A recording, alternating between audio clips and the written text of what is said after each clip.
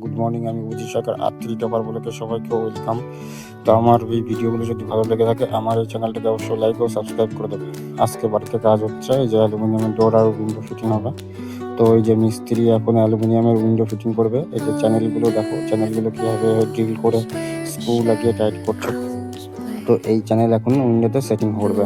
তো এই যে মিস্ত্রি এখন উইন্ডো সেটিং করার জন্য স্ক্রুগুলো দিয়ে টাইট করে নিচ্ছে উইন্ডোর ফ্রেমগুলো টাইট করছে। তো এই যে উইন্ডোটা আবার এই ফ্রেমটা দেখানো কীভাবে ফ্রেমটা সেটিং করছে। তো এই যে ফ্রেম সেটিং হয়ে গেছে, এখন দেখুন উইন্ডোতে গিয়ে হোল করে ড্রিল মেশিন দিয়ে স্ক্রুগুলো শুধু টাইট করবে। স্ক্রু টাইট হয়ে গেলে তারপরে ফ্রেমটা বসাবে।